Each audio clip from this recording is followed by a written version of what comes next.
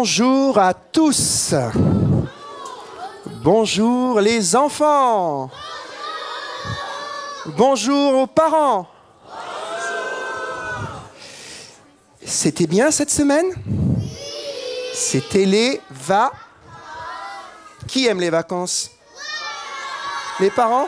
Oui, vous aimez ça? Alors, je ne sais pas si les parents étaient en vacances, mais vous, les enfants, vous étiez en vacances. J'espère que vous en avez bien profité. Aujourd'hui, c'est la 3e fois qu'on se retrouve pour faire notre culte spécial famille, le culte tribu numéro 2. Et je ne sais pas si vous vous rappelez, mais je vois que vous vous rappelez bien quand même, parce que le mois dernier, on avait parlé de le fait d'aimer en donnant. Et bien là, aujourd'hui, on va parler d'une autre manière d'aimer mieux et d'aimer plus. Et parfois, ce moyen-là, on ne l'utilise pas tant que ça, finalement. Et c'est tellement puissant quand on l'utilise, ça libère tellement bien l'amour. Regardez la diapositive qui va s'afficher dans un instant. On va parler des paroles qui changent tout. Les paroles qui changent tout. Les paroles valorisantes. Tiens, tu veux dire à ton voisin, même les grands, les paroles valorisantes. Ce sont des paroles qu'on dit lorsqu'on repère chez quelqu'un quelque chose qui est bien, peut-être un petit peu caché, mais on va lui dire, on va l'encourager, on va l'amener à se sentir à l'aise, à avoir confiance en lui, même si tout n'est pas encore bien réussi. On va lui montrer qu'on l'aime, on va lui montrer qu'on croit en lui, on va l'encourager alors qu'on sent qu'il est peut-être dans un moment difficile. Les paroles Ah, il y en a qui suivent. Parfois, c'est plus facile d'avoir des paroles qui ne sont pas très gentilles. Vous savez, des paroles qu'on dit quand on n'est pas content. Qu'on soit un grand, un adulte ou un enfant, ces paroles, elles sortent facilement. Il suffit d'être un petit peu agacé, un petit peu pressé, et c'est la première parole qui va sortir. Ah, c'est bien dommage. Et souvent, ces paroles-là, elles ne font pas du bien. On a besoin d'entendre des paroles C'est bien, vous êtes avec moi. Je vais commencer par une petite histoire. C'est l'histoire de Gédéon. Alors que les paroles de la Bible s'affichent pour raconter cette histoire, et les parents, vous pouvez la lire, au moins les extraits, parce que cette histoire, elle est un petit peu longue. Je vais vous la résumer, les enfants. Vous êtes avec moi? Qui connaît un petit peu Gédéon? Quelqu'un? Eh bien, moi, je vais vous en parler un petit peu plus. C'est l'histoire d'un jeune homme qui vit dans un pays qui s'appelle Israël, à une époque où Israël est en guerre. C'est pas une très bonne ambiance. Vous savez, on entend parler des fois qu'il y a la guerre dans un pays. Mettez-vous à la place des enfants ou même des grands qui vivent dans ce pays. On a peur, on est stressé, on manque des fois de nourriture, on essaie de s'en sortir. Franchement, on ne se sent pas vraiment en sécurité. Nous, on a de la chance quand même ici en France, on est quand même en sécurité. Mais Gédéon, ce n'était pas son cas. Alors, c'était un jeune homme qui travaillait dans les champs pour essayer de récupérer un petit peu de nourriture. C'était très fatigant. Il dit lui-même, il était dans une petite tribu, et c'était le plus jeune, le plus discret peut-être de toute sa tribu. Et lorsque Dieu est venu le voir avec un ange pour lui dire « Hé, Gédéon, tu es un vaillant héros. » Ça veut dire que tu es un guerrier courageux. Mettez-vous à la place de Gédéon un instant. Moi, un guerrier. Moi, je travaille dans les champs. Je suis le plus petit de ma tribu. On est en guerre. Franchement, c'est pas la joie. Je me vois pas du tout comme un guerrier. Je me vois pas du tout comme quelqu'un de courageux. Mais Dieu, lui, il voyait son cœur. Il voyait que caché à l'intérieur de lui, il y avait une force. Gédéon ne la voyait pas. Et après discussion, il va commencer à comprendre que oui, il y a en lui une force. Parce que Dieu va lui redire ensuite, va avec la force que tu as. La force qui est en toi, et je vais t'aider moi, et tu vas délivrer ton peuple. Et vous savez quoi à la fin de l'histoire? Vous pourrez la lire avec vos parents. Il a réussi sa mission, et son peuple a été sauvé de son ennemi très méchant qui s'appelait le peuple de Madian. Et il a enfin pu vivre en paix, le cœur léger. Et pourtant, au départ, il n'y croyait pas. Une parole gentille, une parole qui encourage. Libère les potentiels, libère la vie, libère l'espoir. Ça vous fait du bien quand on vous dit une parole gentille, vous? On en a besoin, pas vrai? Peut-être certains d'entre vous, vous dites « Ouais, moi je suis rien du tout, moi je suis nul, je sais rien faire. » Moi ça m'est arrivé un jour, je travaille dans une école et je me rappelle, il y avait une petite fille qui me disait « Mais moi je suis nulle de toute manière. » Elle était tellement mignonne, tellement souriante, elle était tellement bien, elle ne le savait pas. Alors moi j'étais là pour l'encourager. Il faut encourager ses copains et ses copines, il faut encourager son père et sa mère, et vous les parents, dites des paroles valorisantes à vos enfants. Ils sont comme des Gédéons qui ne demandent qu'à s'exprimer et à grandir. On va regarder maintenant ce petit extrait, un dessin animé dans un instant. Les dessins animés, des fois, il y a des vraies pépites dedans. Alors, je ne sais pas si les parents, vous êtes amateurs des dessins animés. Vous connaissez les petits poneys, les enfants? Alors, les parents, vous connaissez, vous regardez en cachette peut-être? Allez, 1 minute de dessin animé, c'est parti. On écoute. À présent, fais de ton mieux pour devenir sérieux et donne tout ce que tu as en toi. Tu peux y arriver avec la volonté. Écoutez bien le texte, hein. Mais tu vas devoir te concentrer. Parfois tout semble si compliqué et tu veux tout abandonner. Si tu t'accroches avec tes mérités, tu ne pourras jamais te tromper. Crois en toi, crois en toi. Il y a une force en toi. Tout poney un jour connaît dans sa vie des moments remplis de doutes. Tu sais ce qui est bon pour toi si tu restes à l'écoute. Je sais que je dois persévérer, mais sans me disperser. Et je serai paré pour m'envoler. Car je peux y arriver. Yeah! Oui, tu peux y arriver. Fini. Non, c'est parce qu'après, ça peut être très addictif, hein, ces trucs-là. Hein. Je ne sais pas si vous connaissez cet épisode, mais ce petit poney qui a envie d'être un coiffeur, il a du mal à y arriver. Et ses copains et ses copines, qu'est-ce qu'ils disent? T'es nul, tu sais pas coiffer, tu sauras jamais rien faire. Est-ce que c'est ça qu'ils lui ont dit, ses copains et ses copines? Ils ont dit quoi? Tu es capable de le faire. Regardez l'image suivante maintenant. Voilà comment Dieu vous voit, les adultes, oui, et les enfants. Parce que nous sommes tous des enfants quelque part. Dieu voit en nous le potentiel d'un héros, avec le sourire, avec des capacités, et il a envie de nous dire, et il nous dit des paroles valorisantes. Mais est-ce que tu entends des paroles valorisantes au quotidien dans ta vie? Tu en as besoin, nous en avons besoin, et tu peux les libérer. Regardez l'image suivante encore. Tu es courageux. Est-ce que tu peux dire à ton voisin ou ta voisine, à ton conjoint, s'il est à côté de toi, tu es courageux. Je suis fier d'être ton mari. Je suis fier d'être ta femme. Tu es tellement belle ce matin. Tu es tellement costaud. Tu es tellement grand. Tu es tellement intelligent. Tu es unique. Allez, on dit chacun sa petite phrase à son copain ou à sa copine ou à sa sœur. Ou même un câlin. Comme ce petit poney, et comme Gédéon finalement, et comme plein de personnages dans la Bible, vous le verrez, peut-être qu'on ne paye pas de mine, mais il y a en nous quelque chose de beau, quelque chose d'unique, que Dieu veut valoriser, et que tu dois toi-même valoriser, et tu dois croire en cela. Il y a quelqu'un qui me suit là? Vous êtes d'accord avec ça? Ça vous parle? Nous sommes des acteurs de vie par nos paroles. Qu'est-ce que tu fais avec ta bouche? On va le voir dans un instant. On va continuer, on va comprendre dans un instant que tout est une question de regard finalement.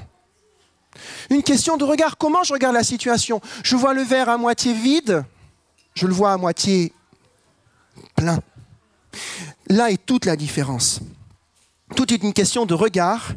Et j'ai amené avec moi 2 petits ustensiles. OK? De jolies lunettes que je vais mettre. Oui, je vais les mettre un instant. Je vais certainement faire rire 2 ou 3 personnes. Ce sont des lunettes valorisantes. Alors, ce ne sont pas des lunettes magiques, les enfants. C'est juste pour réfléchir comment on peut regarder les choses différemment. Mais moi, quand je mets ces lunettes, ça m'aide à réfléchir. Alors, je mets ces lunettes valorisantes et d'un seul coup, je vois les choses avec le regard de l'amour. Vous comprenez pourquoi? J'ai mis 1 semaine pour trouver ces lunettes dans un magasin, mais j'ai réussi. Regardez l'image qui s'affiche.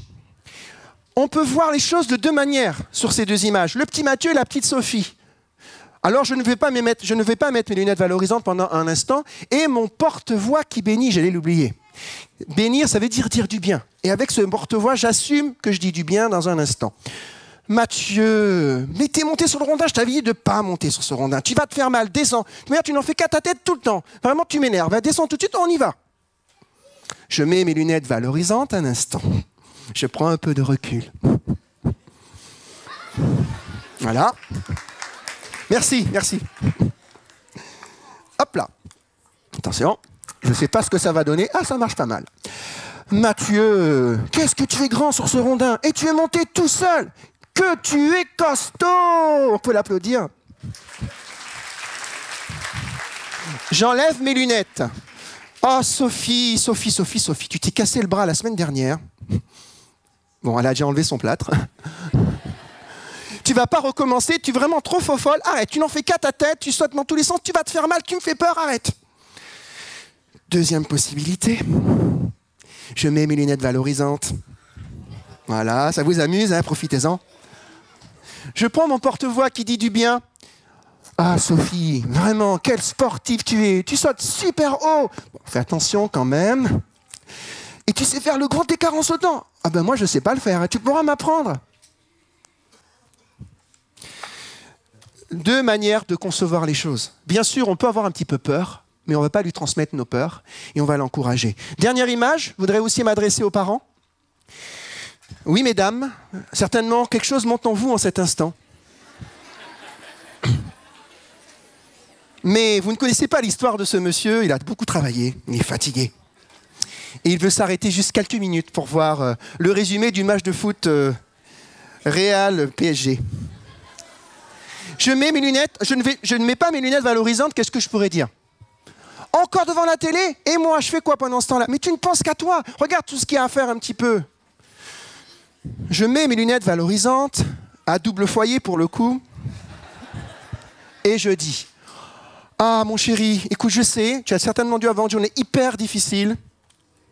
Donc, je te propose de faire une petite pause, tu l'as bien mérité. Je commence à faire le nécessaire.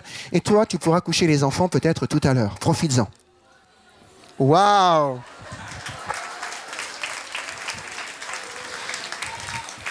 Tout est une question de regard. Et lorsque notre réservoir d'amour est un petit peu vide, le regard, vous savez où il va, hein? Sur quoi nous concentrons-nous? Et toi, quand tu regardes tes copains et tes copines à l'école, tu vois quoi? Celui qui t'a énervé pendant 10 minutes et tu lui dis « Lâche-moi, t'es nul ou quoi? Tu prends toujours mes stylos ?» Ou tu lui dis « Tiens, prends mon stylo, tu en as peut-être besoin. Allez, je crois que tu peux réussir toi aussi l'exercice. » Valorisons nos copains et nos copines, valorisons nos conjoints, valorisons nos papas et nos mamans, ça fait tellement du bien. Que vois-tu quand tu te regardes? Comme Gédéon, tu vois rien du tout, alors que tu es formidable. Commence à voir comme Dieu voit, commence à voir différemment. Regardez maintenant l'image qui s'affiche. C'est une phrase que je voudrais vraiment qu'on puisse lire ensemble, et notamment les adultes. C'est une phrase un peu technique. L'arbre qui tombe fait plus de bruit que la forêt qui pousse. Pas vrai? L'arbre, il tombe, on voit que lui, il est moche, il est cassé, il a fait du bruit. Et la forêt qui pousse, lundi, mardi, mercredi, on n'a pas vu la différence. Hein. Mais avec nos enfants, c'est pareil. De lundi à mardi, il n'y a pas de gros changements. Mais la bêtise qu'il a faite, alors là, elle occupe toute notre attention. Le fait qu'on lui dit 10 fois de faire quelque chose et qu'il ne le fait pas vraiment bien, nous agace. Et pourtant, il pousse, il grandit chaque jour un petit peu plus. Quelle goutte valorisante vas-tu mettre sur sa vie ? Et moi, le premier, quand je dis ça, je me dis, waouh, ces paroles, des fois, que je n'ai pas dites, qui auraient fait du bien à ma fille. J'ai envie de vous challenger aujourd'hui, les papas et les mamans, de dire avec quoi vous arrosez le terreau de la forêt de votre enfant. Regardez pas l'arbre qui est tombé trop longtemps. Regardez-le, certes, enlevez-le, certes, mais regardez la forêt qui pousse. Valorisez finalement les paroles valorisantes. Quand on fait cela, c'est qu'on voit en quelqu'un des capacités peut-être cachées, peut-être toutes petites, mais on en voit déjà un petit peu, comme l'orée du bois. Et on dit, oh, ça, je vais le valoriser. Ça, je vais y croire. Et ça, même si c'est petit, je vais l'arroser. Alors maintenant, j'ai envie de te dire, qu'est-ce que tu vas dire aux autres?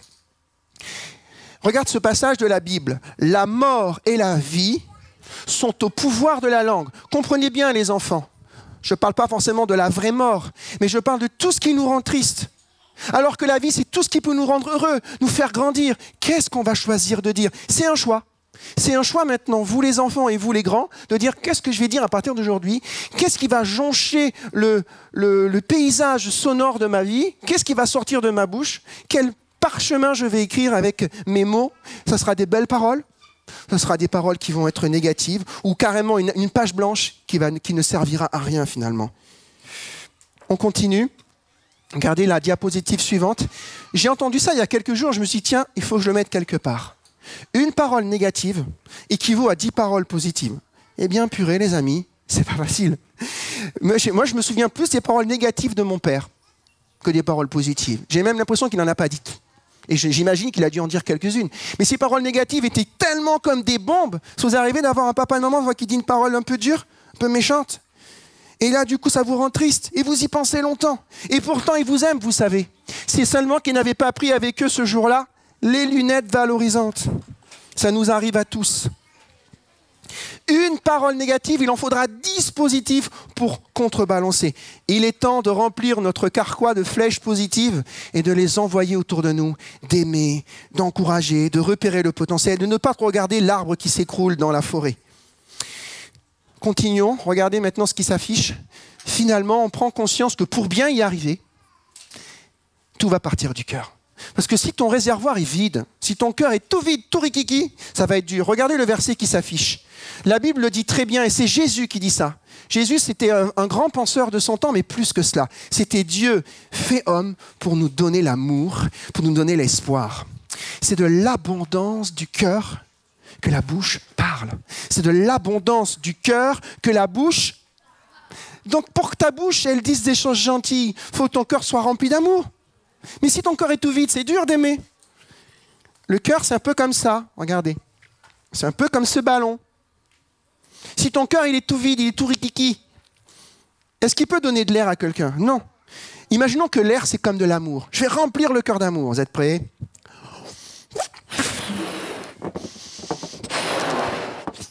Ça va? Il n'a pas éclaté. Il est beau, mon petit cœur? Il est rempli d'amour. Mais si tu es rempli d'amour, qu'est-ce qui va se passer? Tu vas pouvoir envoyer de l'amour sur les autres. Ça vaut le coup de se laisser remplir d'amour.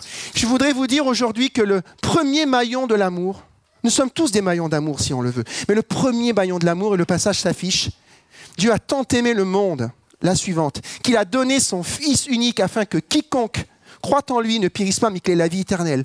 Quand tu comprends que Jésus t'aime d'un amour gros comme ça, alors tu te laisses remplir par son amour et tu peux commencer à aimer les autres. Voilà une aide pour t'aider à aimer un peu mieux. Tu peux revenir en arrière sur le dernier verset. Et dans un instant, nous allons nous arrêter, nous allons prier. Je vais vous challenger dans un tout petit moment de prière, si vous le voulez bien sûr. Nous voulons utiliser ces lunettes valorisantes. Nous voulons utiliser ce porte-voix qui bénit le plus possible, pas vrai? Et que ce soit un automatisme. Alors, on veut dire à Dieu, viens nous remplir d'amour. Et tu as peut-être vécu dans le passé des choses difficiles qui t'ont brisé. Et tu ne sais plus comment aimer. Une demi-seconde pour vous raconter cette histoire. Mon père, je vous ai dit, il ne donnait pas de parole d'amour. Mais il y a quelques années, il a vécu une épreuve très difficile dans sa vie. Le groupe de louanges peut s'installer. Et il s'est mis à pleurer devant moi, son fils. Je ne l'avais jamais vu pleurer, comme ça. Et il me raconte son enfance. Et il me raconte que c'est jalonné juste d'absence. Aucune parole gentille, mon papa, il a reçu. Et il dit, mais c'est pour ça que j'ai jamais su vous aimer correctement. Et il réfléchissait à toute sa vie de papa. J'arrivais jamais à vous dire que je vous aimais, j'arrivais jamais à dire. Et pourtant, il nous aimait à sa manière. Parce qu'il n'avait pas reçu, il n'arrivait pas à donner. Il est temps maintenant pour vous les enfants et pour vous les parents de vous dire, rien n'est perdu, je veux ouvrir mon cœur, je veux me charger d'amour pour le donner autour de moi. Et voilà la prière que je vous propose de faire. Regardez ce petit verset. Dieu a versé son amour en nous par le Saint-Esprit. Et la prière est la suivante. Viens me remplir de ton esprit, c'est-à-dire une part de Dieu en nous, pour m'aider à aimer mieux et à dire des paroles valorisantes. Vous voulez qu'on prie comme ça quelques instants? Et après le défi, ça sera de penser toute la semaine à dire des paroles valorisantes à votre papa, à votre maman, à votre frère, oui, même lui, à votre sœur, et à vos copains et à vos copines. Et tout peut changer. Vous y penserez à ces lunettes pendant la semaine? Et si vous sentez que vous partez dans le mauvais sens, oula, attends, je me ressaisis, j'imagine que j'ai les lunettes sur le nez, et je commence à dire des choses qui font du bien. On prie ensemble? Seigneur, tu vois tous nos cœurs. Et nous voulons que tu viennes les remplir pour qu'on aime mieux. Aide-nous à voir comme tu vois, à voir les autres comme tu les vois. Tu as donné à chaque être humain un potentiel. Nous sommes tous uniques. Aide-nous à nous respecter, aide-nous à nous aimer, aide-nous à le dire, aide-nous à le communiquer autour de nous. Et tout peut changer. Comme Gédéon, tout a changé, il a même sauvé son peuple. Ici, ses enfants sont comme des petits Gédéons. Ses parents, ses papas, ses mamans, ses amis sont comme des petits Gédéons. Tu veux tout simplement nous inviter à avoir confiance. Et nous te disons, viens remplir nos cœurs, Saint-Esprit. Je laisse la place à Anne pour la suite des choses avec ce chant. J'aimerais vraiment que dans ce tout petit moment, les enfants et les grands, on puisse se lever quelques secondes et qu'on puisse chanter ces paroles de tout notre cœur pour que le Saint-Esprit de Dieu vienne nous toucher. Amen. Mon Dieu, mon Père, mon roi, mon être entier soupire après toi. Car de ton cœur de Père, la source qui désaltère, rafraîchit mon âme de toi. Viens inonder mon cœur. Chante ce refrain, vas-y, simplement. C'est l'amour du Père, son Saint-Esprit qui va t'aider à aimer et à dire toutes ces paroles d'amour à tes proches autour de toi. Viens inonder mon cœur. Viens inonder mon âme. Viens inonder mon être entier. Mon âme a soif de toi. Mon Dieu, mon Père, mon roi, mon être entier s'oublie après toi. Cœur de ton cœur de Père, la source qui désaltère, rafraîchit mon âme de toi. Viens inonder Mon cœur, viens inonder mon âme, viens inonder mon être entier. Viens inonder mon cœur, viens inonder mon âme, viens inonder mon être entier. Quelques instants. Je voudrais vraiment prier pour les familles qui sont là. Certains, peut-être, vous vivez des tensions dans la maison et il y a plus de paroles négatives que de paroles positives.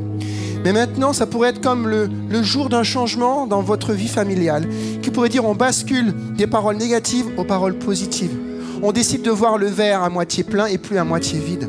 Si vous vous sentez concerné par cette parole et que vous voulez que votre famille aille plus loin dans l'expression de cet amour, dans les paroles valorisantes, alors ouvrez votre cœur dans un dernier instant et on va reprendre ce refrain. Viens inonder mon cœur et je bénis au nom de Jésus toutes les familles qui sont là, tous les papas, tous les mamans, tous les enfants, que vous soyez unis dans l'amour de Dieu maintenant. Que le mois de mars ce soit un moment de défi, un moment d'amour que vous n'avez jamais exprimé jusque-là, fort et qui va vous faire du bien. Amen. Viens inonder mon être entier. Viens inonder mon cœur, viens inonder mon âme, viens inonder mon être entier. Viens inonder mon cœur, viens inonder mon âme, viens inonder mon être entier. Une dernière fois. Viens inonder mon cœur, viens inonder mon âme, viens inonder mon être entier. Cher ami, j'espère que ce message vous a fait du bien et que Dieu vous a parlé pendant que vous regardiez cette vidéo. Vous avez décidé de vous approcher de lui, n'hésitez pas à aller plus loin. En tout cas, si vous passez en région parisienne, vous êtes le bienvenu ici à MLK à l'un de nos 5 cultes. Si vous désirez nous suivre sur églisemlk.fr, vous aurez accès à tous nos messages, Également sur la chaîne YouTube ou encore sur Facebook. Vous êtes le bienvenu à chaque fois. C'est un plaisir de vous recevoir. À très bientôt, j'espère. Merci.